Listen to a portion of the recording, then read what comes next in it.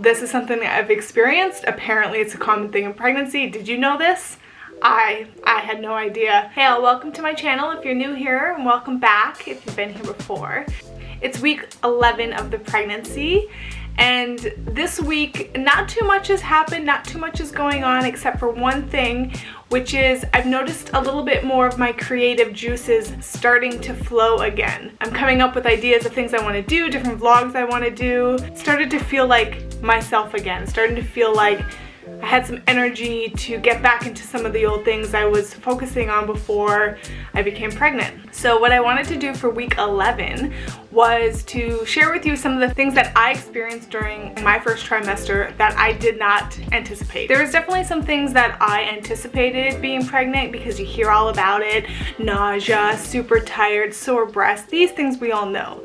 But there were things that I experienced that I had no idea were involved with pregnancy, and I would like to share that with you now. The first thing that I experienced pretty much from the get-go, starting week 5 until now, I still experience it, is bloating.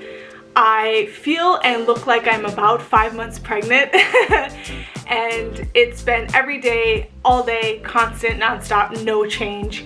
I feel just bloated 24 hours a day, 7 days a week for the past almost 7 weeks. Everyone keeps asking me, oh, when you start to show, show us your belly, and I'm like, at this rate, I'm not gonna start showing, I think, my actual baby bump until probably 6 months, because I already had a belly to start with, and now I'm super bloated, and so I already look pregnant.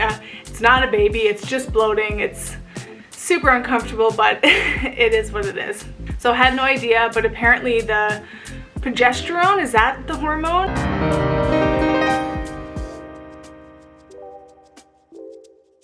The increase in that plays a big role in a lot of symptoms that we experience during pregnancy, one of them being bloatedness. Next thing that I have been experiencing that I had no idea I was going to experience was a slowdown of my digestive system, which leads to constipation. Yeah, I've always been very regular. My diet's been pretty consistent, and so this was a huge change for me to now have to experience this, like 1 to 3 days where I wasn't going to the bathroom, and then when I did, feeling like it was such a hard struggle to get anything out. Apparently this is common. Apparently this is what happens in pregnancy. I had no idea. The severity of it for me was that it led to this thing called fissures.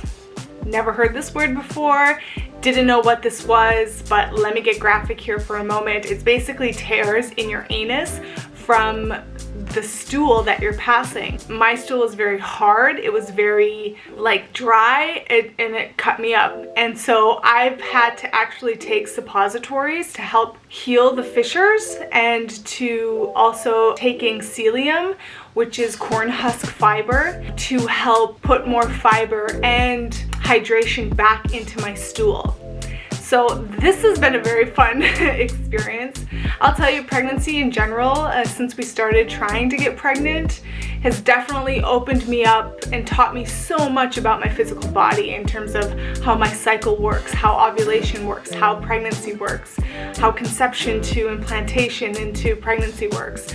So I've learned a ton, and I'm still learning. Here I'm learning about now the body actually slows down its digestion, it deals with constipation, it deals with a lack of hydration in the stool, which can cause cuts to your anus. It is not fun. So this is something that I've experienced. Apparently it's a common thing in pregnancy. Did you know this? I had no idea. So yep, currently taking suppositories and taking psyllium to help support the stool. I have also been eating chia pudding, sometimes on its own, sometimes with oatmeal, to also help with being more regular, and I am definitely noticing a change in the right direction. The next thing that I've been experiencing that I didn't realize, with the nausea comes food aversions, but it's also like cravings for foods that I don't normally eat, that I normally kind of avoid.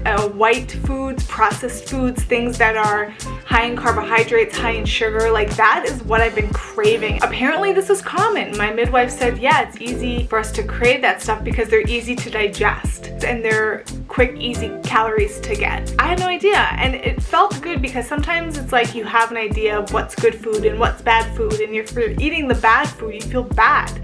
right? You're trying to avoid these types of foods because you think that they're not good for the body, they're not going to be good for the baby, all around problematic. But actually there's a reason, right, that we're craving these types of foods, because our body can easily digest it. Already our body is trying to deal with developing and growing a baby, and then it's got to deal with food aversions and weird cravings and the slowing of our digestive system. And I can understand why the body maybe wants something that's easy to digest and move through our body, because it doesn't need anything more complicated because it's already doing super complicated tasks. Just a theory, but it was interesting to find out that that's a common thing for women in their first trimester, to crave these white foods, the processed, the super high carb, refined carbs and sugars.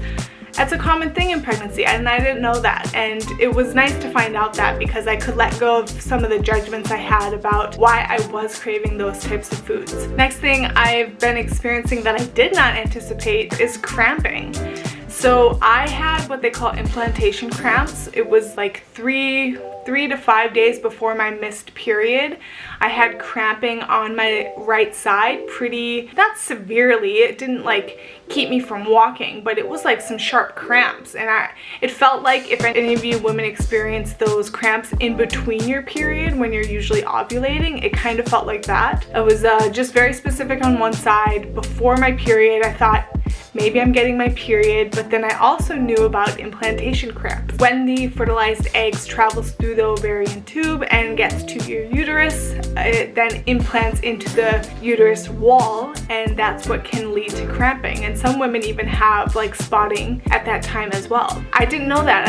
I thought all cramping in the beginning of a pregnancy, especially first trimester, was bad. I thought that meant miscarriage. So I experienced the initial implantation cramping, and I've experienced cramping I would say every, maybe once a week, maybe once every 2 weeks on the same side. Initially, actually, I felt it the first couple weeks. It was like every other day, and I would feel it on the right side, and it would kind of shoot down into my thigh a little bit. It's gradually gotten less and less as I've progressed in the first trimester, but apparently that's a common thing.